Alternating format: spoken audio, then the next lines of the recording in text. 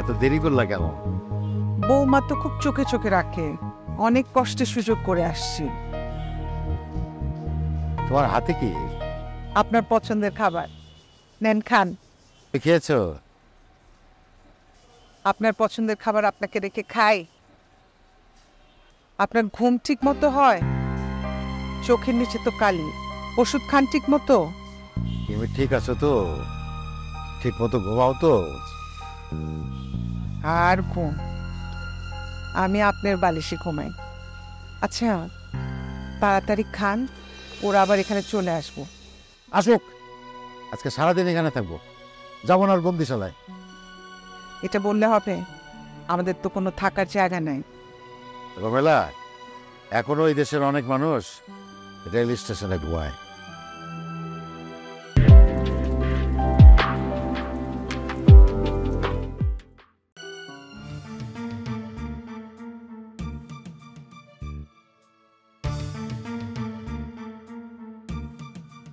সেচেছিস আপনাদেরকে সারা বাড়ি খুঁজে বেড়াচ্ছি আর আপনারা ছাদে খাবার নিয়ে এবারে কি শুরু করেছেন মা? এটা তো ভদ্রলোকের বাড়ি, দেখতে পাচ্ছেন আশেপাশের লোকজন কিভাবে দেখছে হাসছে। ছি ছি আব্বা, আপনাদের জন্য তো আমাদের মান সম্মান কিছু থাকবে না। চলেন হিন্দি চলেন, চলেন তো। দরকার খাবারটা নিয়ে দাঁড়িয়ে আছেন কেন? এটা তো ঘরেও দেওয়া যায়, ড্রয়িং রুমে বসে খাবে। চলেন তো, আসেন।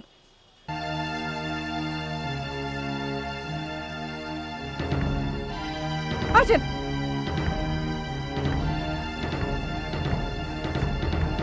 তাড়াতাড়ি নেমে আসেন।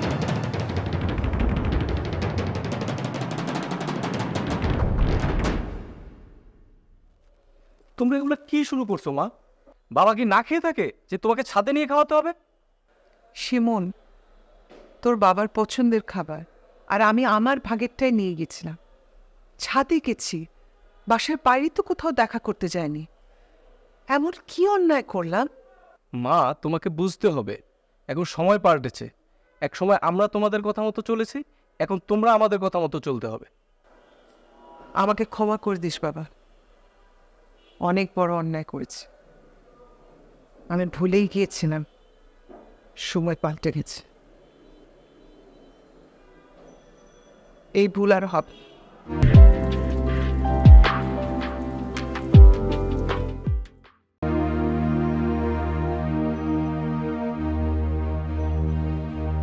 দেখলে, বলতে মনে হয় আমরাই ভুল করেছি।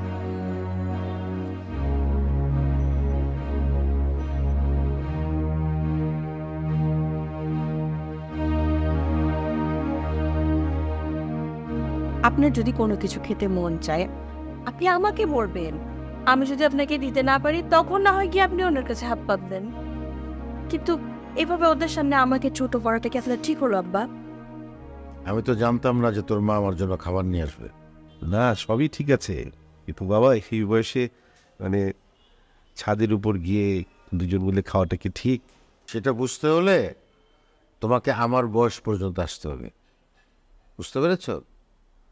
আচ্ছা ঠিক আছে, ঠিক আছে আব্বা, যা হওয়ার হয়ে গেছে। একটা ঘটনা ঘটে গেছে, কোনো সমস্যা নাই। এরপর থেকে যদি আপনার কোনো কিছু খেতে ইচ্ছা করে, কোথাও যেতে ইচ্ছা করে, আমাকে বলবেন, আমি আপনাকে নিয়ে যাব। আমি রান্না করে দেবো আব্বা, ঠিক আছে?